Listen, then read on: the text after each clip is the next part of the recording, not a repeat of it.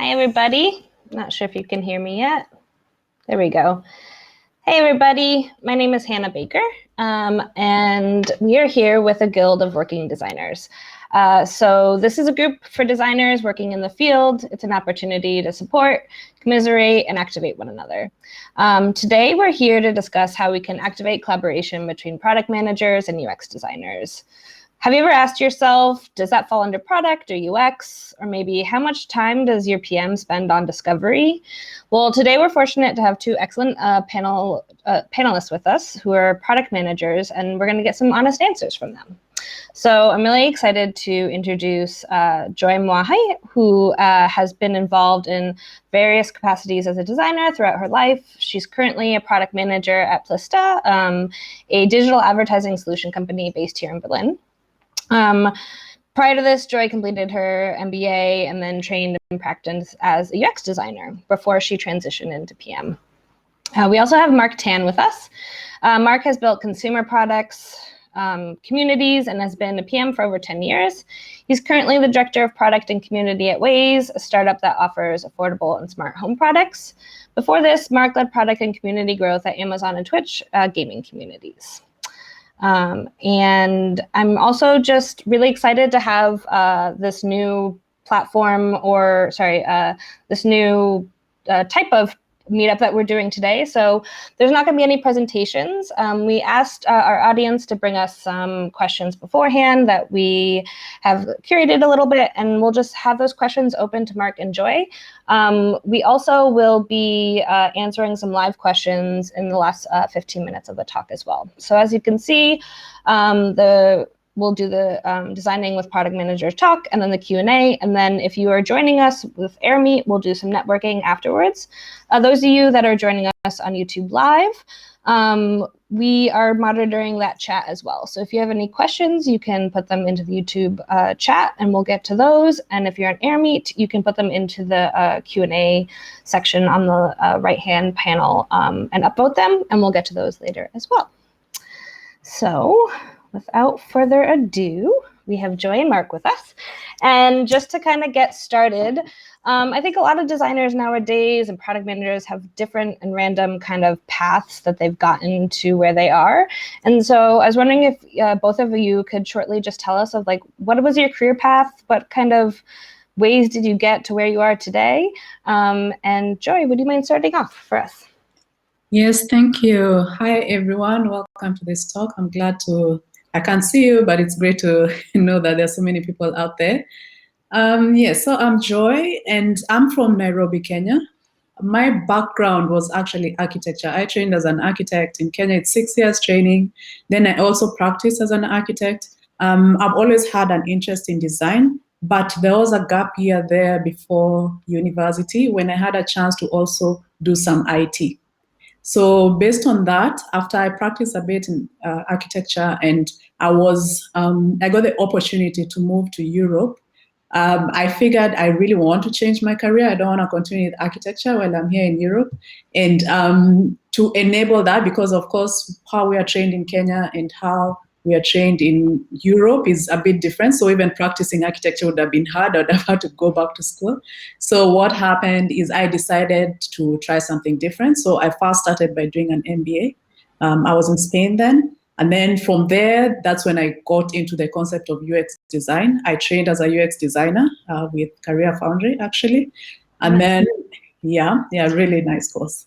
And then, then after that, I practiced as a UX designer in Berlin. So those are the first 2 years in Berlin. I was a UX designer. Then my second role, the one I got, was product management. So it's really, I feel like it flowed. Yes, I was in design, but because I was in IT as well, it was a natural fit. Yeah. So that's it. Nice. And Mark, what about you? Yeah. So can you hear me okay? Yeah. Yeah. So I'd say that overall my journey has really been about like creating software and mobile experiences with great designs to help like draw positive emotions. So that is actually what led me to where I am today. So unlike Joy, I come from an engineering background, which I think is more common. But the passion started as when I was an analyst at Procter and Gamble. So I noticed that my finance team was spending a lot of time like reconciling accounts. So like I built them a simple tool to flag red and green balances faster. So the team loved it, and I did more of that until I made a switch from an analyst to a product manager, but focusing on internal tools. So this was milestone one. And then as I was doing my master's, I discovered that building for consumer products require like a different level of creativity, and I really love that. So I decided to switch from internal to more consumer facing, and I joined a startup. So that was like milestone two. So later on, I decided to do things at scale. Joined Amazon to work on products like Prime, but I actually joined the video game the video game team there. So I built a trading program and growth the gaming community, and I'd say that's milestone three because I started to go and move to more community building work. And then fast forward to present, I now lead both product and community efforts, our initiatives at Wise. And this is a role that combines both disciplines. So yeah, outside of this, I am actively involved in other programs as well. But overall, I'd say there's certain milestones that allowed me to move from one role to another. And now I do both product and community. Nice. Yeah, it's so interesting hearing like people's different paths because in the moment it feels like random sometimes, but then I think in hindsight it's like oh, that makes sense. Like this past experience combined with this past experience now like makes sense for what I'm doing at the time, but it doesn't always feel that in the moment. So yeah, so I think I'm just going to actually jump into some of the questions that we've gotten from our audience. And I'll start off with some more general questions. So the biggest kind of question that we get a lot are defining the roles and responsibilities between a PM and a UX designer. And I think there's a general consensus that it's hard to define these two because it's so different at different companies. Depending on how big you are, how small the company is, the design maturity of the company itself. So I was wondering if you guys could maybe talk about how you think about what are the factors and the criteria that you're thinking about when you're thinking about defining the roles and responsibilities between like your product managers and UX designers. And Mark, do you want to go? And then we'll move over. Sure. So to me, I view it as a symbiotic relationship. So there's a lot of overlap for sure, but there's also a lot of like expertise, right? So the PMs can be clear on what the user and business requirements are, so that the UX can be creative and help translate that into an experience that people can enjoy. So to me, it's like it's not a linear relationship. It's a loop. So there's an ideation, research, and product refinement process that feeds off each other. So when you ask me what are the factors that is important, it's really getting that clarity to move forward. And then how you do it is you do it in a loop so that you continue to refine the need so that you can move on to your development phase later. So I hope that's one way that I look at it. Yeah. And are you thinking about like the team, like the individuals on the team too, and what kind of skill sets that they bring to that loop? Yeah, for sure. So that's where team effort is super important because, for example, as a product manager, I know I have access to dashboards and metrics, and part of my core work is to analyze numbers, right? So that is something that the UX team might not have time to look at. So it's my job to bring that information to them. And then likewise, if the UX has a research arm, and then that means that the UX team will have time to look at and talk to customers directly in a much more in-depth fashion that I can't. So it's a UX team's responsibility and skill to bring that to me, right? So that's where the collaboration happens. Okay, yeah. And Joy, do you find it's similar in your experiences or different in like maybe the different size companies you've been in and stuff? Yeah, so I definitely agree with what Mark says. It's a symbiotic relationship. There's a lot of overlap that happens between what a UX designer would do and what a PM would do. The size of the company definitely matters. The smaller the company, the fewer the staff members that are hired. So usually, either a company will hire a product manager or they'll hire a UX designer, and they're expected to take the role of everything and everyone. Yeah. But they have to have the same understanding of the product. They have to have the same understanding of the competitor landscape. So there's a lot of things that both of them need to know. But how I would define the differences is that, like, the product manager is more like the custodian of the vision of the product. Where is this product going? What do you want to do? So we have all this information, we know this data, but where do we want this product to go? And then the UX designer would be like the custodian of the experience for the user about this product. So they know the same things, but there's somebody who takes ownership about either it's the experience or the vision of the product. Okay, yeah, and so I think that kind of leads into this question about how, like, are we defining what is getting prioritized in these kind of sprints or in milestones, where both sides have certain responsibilities, but how do you think about defining, like, who deals with the prioritization or defining those? Okay.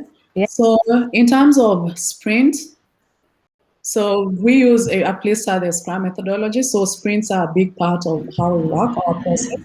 And this sprint is really a commitment from engineers, what they commit to be able to deliver on the sprint goal. So it's not like I prioritize the sprint for them. It's they pick whatever tasks that are there to decide on, like, what they can manage. They commit to what they can manage for the sprint. But now the role of the product manager in this case is to be able to prioritize the backlog from which they pick those tasks, right? So with the vision and what I know about the product and where we want to go, I can already put tasks in a certain order so that they just pull them from the backlog based on that order. So that's how it works. The designer at that point is to make sure that by the time the engineer picks these tasks, they've designed them in a way and they've presented them in a way that can be worked on, like it's clear for the engineers to implement. So that's where I'd see the designer coming in. Of course, this whole process is always collaborative. So it's not a siloed situation, not one person deciding this is what we're doing, someone else that. So it's everybody coming together. But by the time it gets into sprint, it needs to be understood and everyone needs to be aligned on what needs to be done. So prioritization can be done from product end, but what actually gets into sprint is what the engineers feel they can deliver. Yeah. And Mark, any thoughts on this?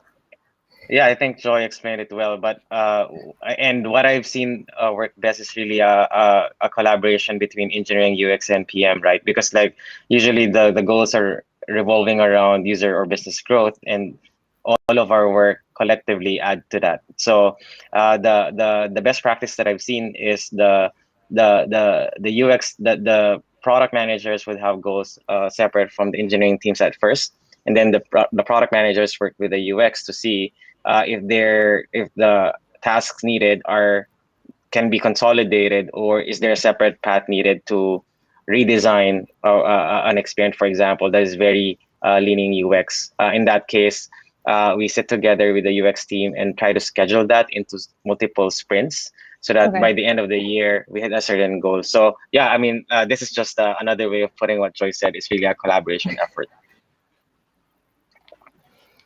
And I think what this is also kind of tying into, and one of the big themes of questions that we had is around strategy.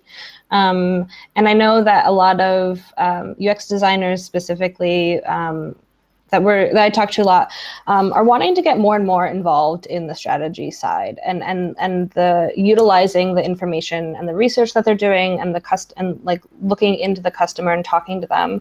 And so they're kind of thinking about, like, there was some like kind of logistical questions of just like, how much time do you guys spend on strategy, like percentage wise in your kind of like day-to-day or weekly things, compared to other things, maybe compared to like And then also like how much time do you spend in like discovery and delivery? So like could you kind of like maybe just give some rough percentages of like how much time you're spending in these different areas?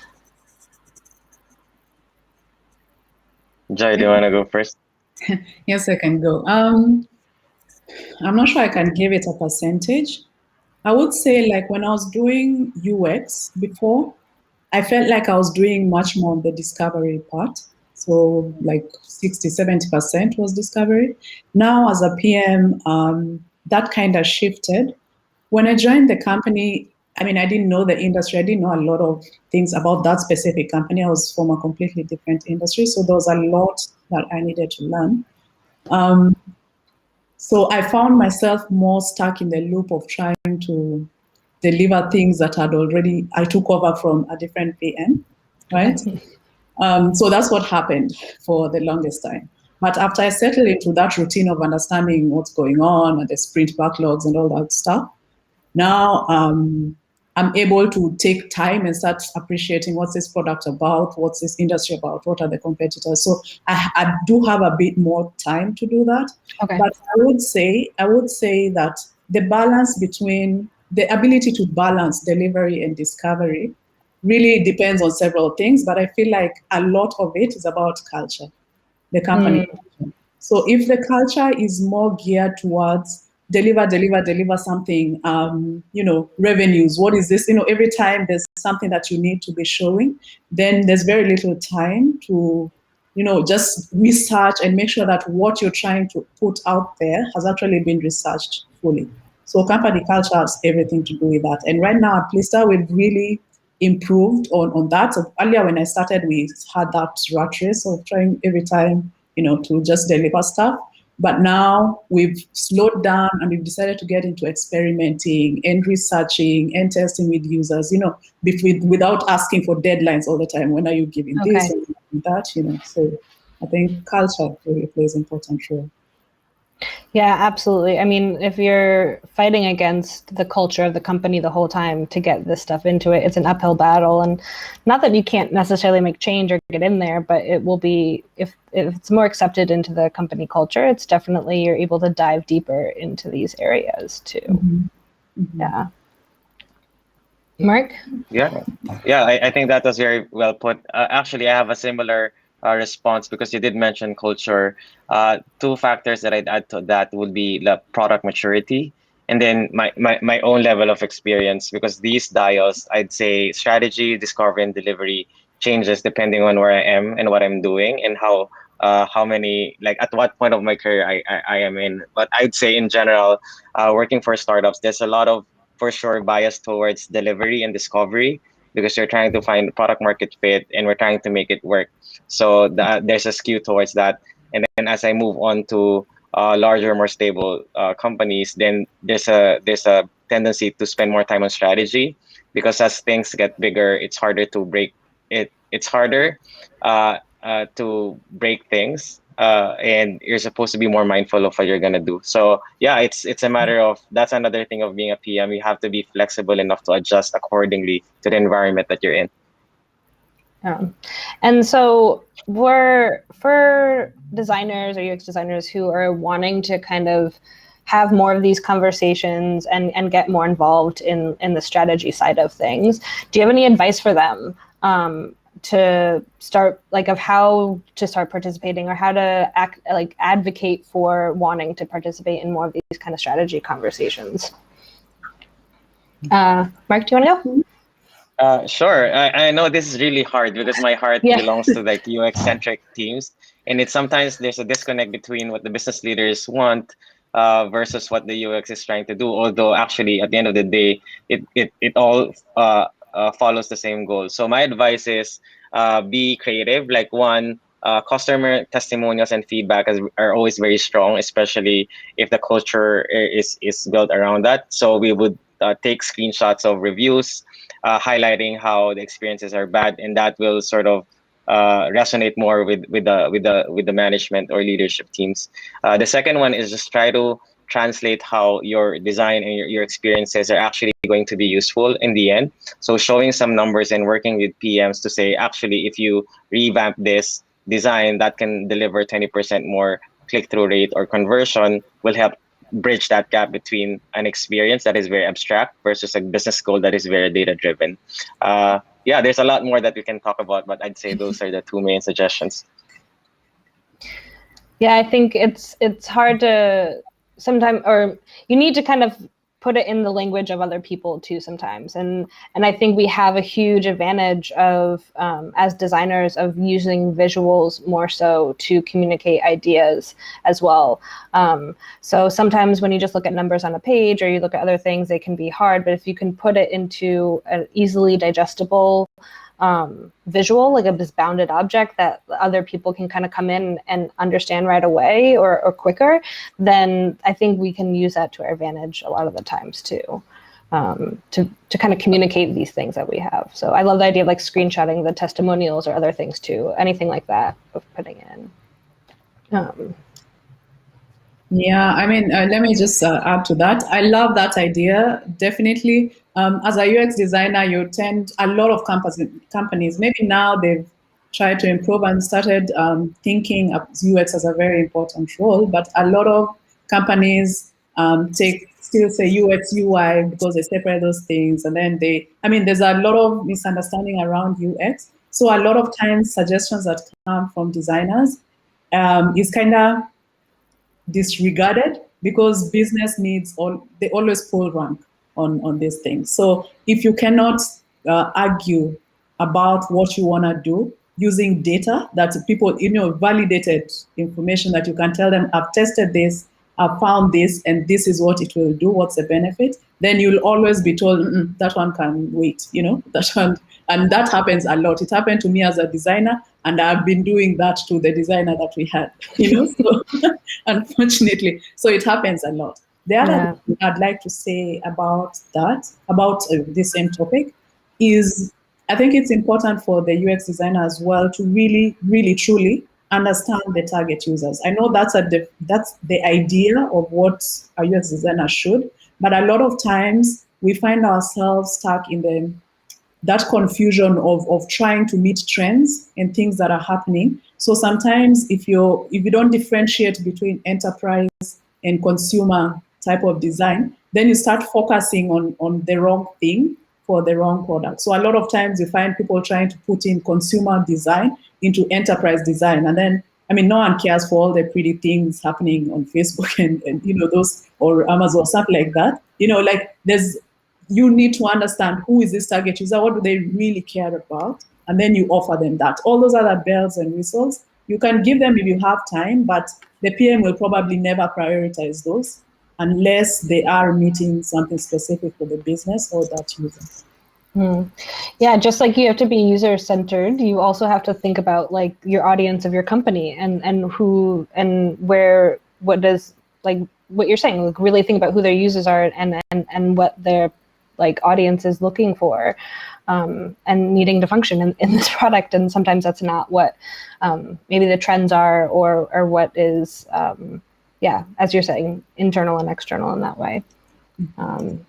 Which is, okay, so, did you have something to add, Mark? Oh, Hannah, can I just add one more please. thing that I remembered? So I think one more thing that worked well is not trying to think of the UX work as a separate work. So this is where being partners with UX, with PMs and engineering work. So for example, sometimes we would fix accessibility or certain affordances as part of the actual other project, right? So you sort of like have that as part of the package as opposed to saying that, okay, we're going to fix the UX later.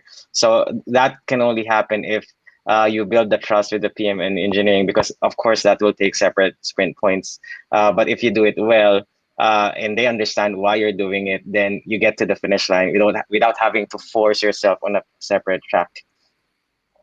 Yeah, absolutely. So I think, so you guys both kind of brought up, we have a bunch of questions in the queue, so I do want to get to them. So I'm just going to quickly, I want to touch on one last thing before we jump over there, which is not a small thing, but both were talking about metrics. And I was wondering if you could talk about or have any suggestions of like, what are some like UX metrics that they could define and start to gauge themselves to be able to use in getting in these ways, and to kind of communicate and build in these different ways. I could take that first. So I'll just talk about what we currently do. We use a Pirate framework to manage our metrics. And I mean, these metrics, it depends on who's looking at it and who's asking. Marketing has what they consider key, management what's key, product has what's key. For us at the moment, we are focusing more on activation. So for us, activation means how many clients who sign up book a campaign successfully the first time after they sign up. So that process of booking a campaign, we are focusing on that, and we look at things like the conversion rate for all that, average time to book a campaign, things like that. And the other thing we're trying to focus on is retention. So how many of our clients are actually staying with us? So churn rate is a big thing for us. But of course, there are many other metrics that we track here and there. And we also collaborate with marketing a lot, so that whatever it is they're tracking, we know what's happening and we can transfer it into products. So every word here comes down to communicating and collaborating with all the other stakeholders. Yeah. And Mark, what are your thoughts on that? Yeah, I mean, that plus what I'll add is the engagement metrics. So engagement can be, because that is a signal of whether customers are actively using the product, right? So we divide the product features according to what we expect are highly engaged features versus not, and then make sure that the metrics are closer to that, because not every feature in your app or your site has to be clicked, right? But there are certain areas that you expect customers to go. So understanding that spectrum in plotting your features is also very key to make sure that you're building and designing it according to how you'd want customers to behave. Yeah. Oh, I have so many more questions about this, but I don't want to take up all the questions. I'm going to jump over to some of our audience questions. So Ishka asked, as a UX designer, sometimes I find myself in a constant struggle with the PM because both of us sometimes want different things in terms of product development. How do I deal with this situation? She says, how do I draw a line? Do you have any suggestions on how do you deal with something like that? I could start with that. The first thing I'd like to say is I think the PM and UX relationship should not have those kinds of issues. That's your best friend. I feel like the UX designer is my best friend in trying to manage all the things that I need to think about. So try as much as possible to make sure that you're aligned on whatever it is you need to do. What we said about presenting your case using data will always shut down any disagreements. If you have data and you validate it and you've proven that whatever it is you want to do makes sense, then you can be able to negotiate your way to whatever you have. So you won't have those conflicts with the PM. And if the PM has communicated which direction they want to go, the product wants to go, and things like that, then you're all able to understand each other that I want to go in this direction. How does what you're saying contribute to me heading in this direction? So that, I think it's very important to preserve that relationship. Never be against a UX designer. Otherwise, you'll find yourself needing to do things alone a lot of times. Yeah, but I love the idea of also you're saying this is what I'm suggesting, and this is a plan that I have, and this is how I'm going to measure it, and this and kind of not just presenting with, oh, this is an issue, but have these whole pitch in a way of this is how I want to work with this thing too. Yeah. Mark, do you have anything to add with that one? Yeah, I think the source of conflict in my experience are two things. One is you're not speaking on the same level, and then two is timing. So usually everyone wants the same thing, right? Which is to build a great product, but the level in which you're speaking about the goals and objectives might not be at the same plane. So you have to find that commonality first, and then try to figure out how to execute it. So that's one, just finding that common ground. The second one is timing. So sometimes it's not a matter of the PM doesn't want to do it. It's just a matter of there's 10 other things that need to happen. So trying to really listen and understand where the PM is coming from and when the scheduling can happen will help a lot. Because if The negotiation happens when, okay, PM, you cannot do this now, but can you do it three sprints later? And you actually need to get that yes, because if the person says 3 sprints later, write it down, send it over so that you can revisit it later. You said, hey, 3 sprints later, now we're here, let's do it, right? So you have to like be creative in getting those commitments. Yeah, no, and making sure like there's like, again, what you're saying with like the alignment, like making sure that there's like, you're both understanding that this is what you both agreed on, or like that this is where we're going. But I also think it's interesting what you talked about is like everyone's time is super precious. Like we have to think about when, like, what are you asking? How long, like, you know, can I ask for 10 minutes of your time and just do it like in a quick moment instead of like, or when is your next like one-on-one or something like that, and bringing it up so it's not eating into other times that they're working at as well, I think can kind of help in these areas. And so this is also talking about what you both have mentioned a lot, which is like collaboration. So Jenny is asking, what are the best practices in terms of collaboration between PM and UX designers that you've learned or you saw others do? And yeah. And if you had any like concrete examples, that would be great too, of like where that happened, or not where, but what happened.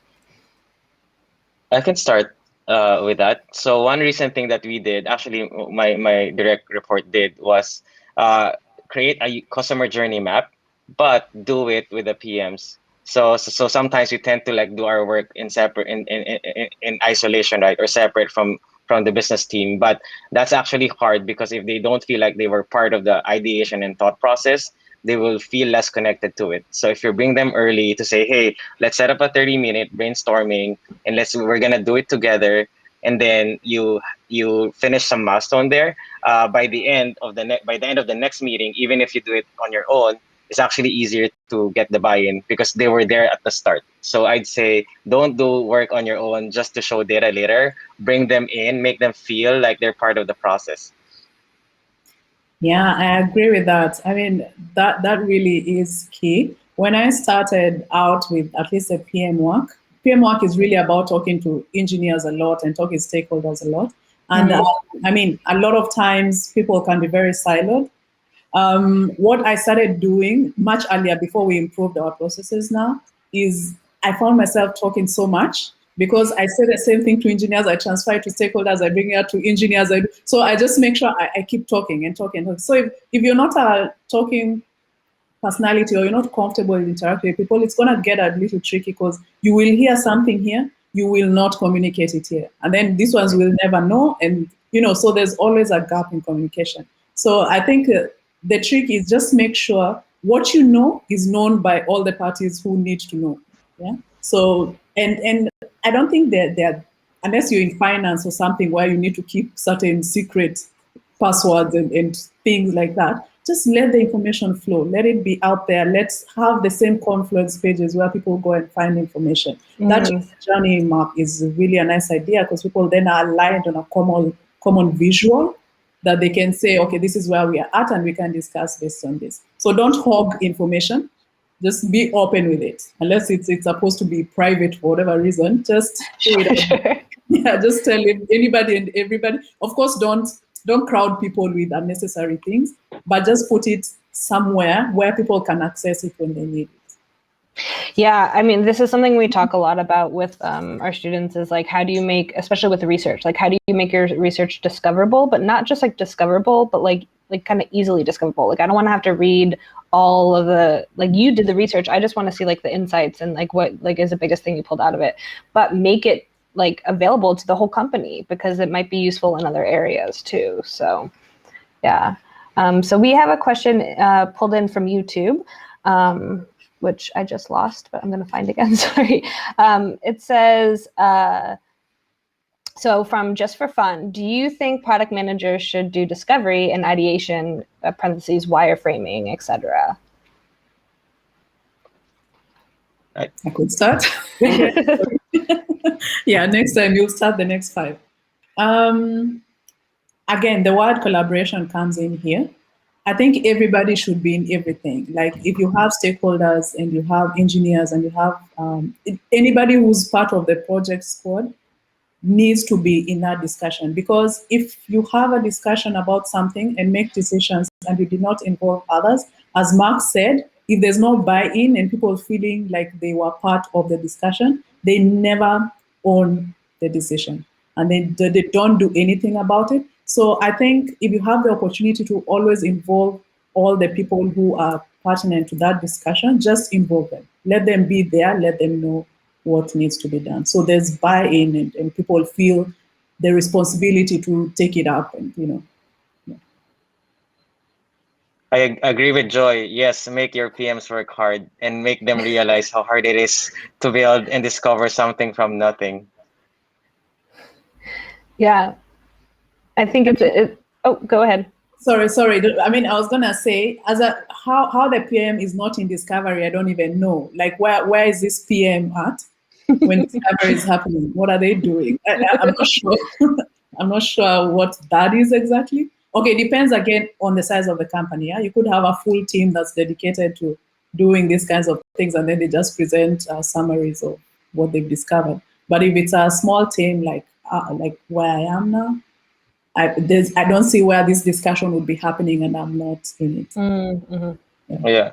And then, and sometimes people aren't really excited about doing things like this either. So one thing that I did before is like I bring in the PM who is not very experience focused, quote unquote, and then I just ask questions like, hey, like you're a numbers guy, can you tell me what is the impact of us doing these screens together? And then the PMs will give experience around that, right? So you bring them in on certain points, and then make sure that you know how to use their point of view, because like everyone has something to contribute. Yeah. Yeah, it's really about like facilitating the conversations and bringing them in at that right moment too. So it's kind of this balancing act that happens. We have a question from Suhani, which says, what would you be looking for in a UX team or a UX designer to hire for your product? Or like if you were bringing on, like in the process of like hiring someone, like what might you be looking for?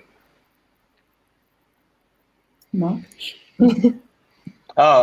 Sure. I think it's a combination of delivery, discovery, but really understanding how to set the info architecture in place so that as you're trying to beat deadlines, things are still going to scale. So there's a certain level of maturity needed, especially if you're in an early startup. So that's important for us. And then for larger teams, more mature, the attention to detail obviously is very important across, but more so when you're optimizing things. So that becomes very important as you're trying to bump up your engagement or attention by a percentage point here and there. For me, right now, I would consider more a team or somebody who's very data-driven, somebody who can be able to crunch up the numbers and really pull out insights from that and present ideas on how to solve that and test. Yeah? Somebody who is able, most important, to communicate that. Because if they cannot communicate it, then it's just things they've done there and the report will go in the bin or something of the sort, you know. So if they can be able to get the data and really communicate and convince, that would be great. Yeah. Yeah. I mean, communication skills, I mean, sometimes I feel like are not advocated for enough as like, I mean, it's something that we embed a lot and think a lot about in our what we put out there, any kind of content and the work that we do. And I think that like you can have the best ideas and you can have all this work, but if you can't communicate it and get your ideas across, and it's also kind of a resilient skill that can transition from you know, UX to product to beyond, you know, so yeah, I love that. Okay, so we have another question from Jesse, which is asking kind of back to this idea of goals and metrics. And he's just wondering, what structure do you suggest for organizing your engagement goals and metrics? I don't know if, Mark, you have any, because you were talking about your tracking your engagement goals and stuff. Like, do you have any suggestions of structures or anything like that? I think the structure will depend on what the company priorities are for the quarter or for the next couple of months. So like the well-known format of creating goals can be OKRs, right? Objectives, key result. And then that can be translated to certain metrics. In our case, we have two main products, right? The hardware and the software. So we have two separate dashboards for that. One for the mobile app, metrics that you can expect from a mobile app. And then we also look at the hardware metrics around volume or sales. So those are structured based on what the company goals are. And I think it's best to do it that way so that you're not tracking things that aren't really resonating with leadership. So you do a top-down evaluation of what's important and then try to drill down. Yeah. Anything to add to that, Joy? No, I'm trying to figure out what this structure word means here. I'm not so sure I understood what the structure here is. Yeah. I don't know. For us right now, maybe it's an area of improvement for me as well. But for us right now, I'd say we are working more from, we've set up the user journey, and then we have metrics for the different parts of this journey. That's how we try and track and what's important for us. I don't know if that's structure. I'm not sure. Yeah, I think it's something that like a lot of people, at least, especially in smaller and earlier stage startups, are trying to think about like, how do I put this structure in place? Like, what is it there? How do I do this? And yeah.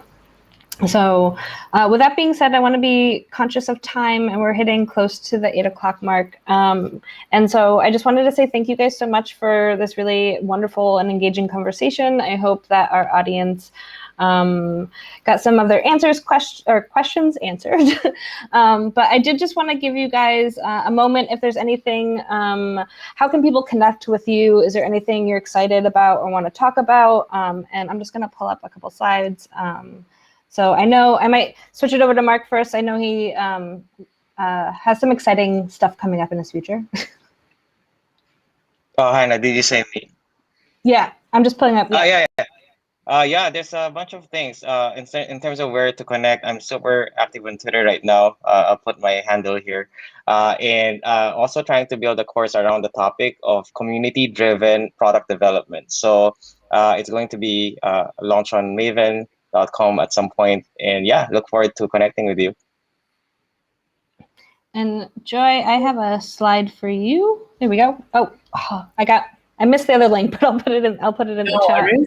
Yeah, but you guys already have my LinkedIn email, my LinkedIn address, so you can get information from there. But we are currently hiring at plista. There are several roles that are open, engineers and office people, all that.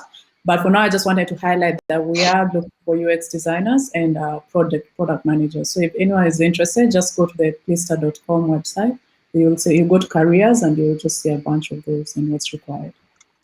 Yeah, and we'll put these links that are on the slide plus the career page link in the Slack or in this chat as well. So yeah, thank you guys so much. I'm going to do a little bit of a selfless plug for what we got going on at the Fountain Institute. A week from today, we are hosting a free workshop called How to Shape the UX at Your Company. It's a 1-hour online workshop. It's condensing our 6-week course that we are launching in the fall, or the next cohort is launching in the fall. And we condensed it down to 1 hour, action-packed, of just kind of the highlights and what we're doing there. And so we hope that you guys will join us for that. And then if you're curious about any other kind of events or just want some more information about product management, UX, learning, design learning, all these things, we also have a newsletter that you can subscribe to. And this is where you'll get updated on all the kind of things that we're doing, such as these meetups that we do every month with the Guild. So I just want to say thank you guys. We'll be sticking around if you are in AirMeet. We'll be hopping over to the tables and being able to chat. And we'll put all this stuff in the links. But thank you guys so much for joining us today.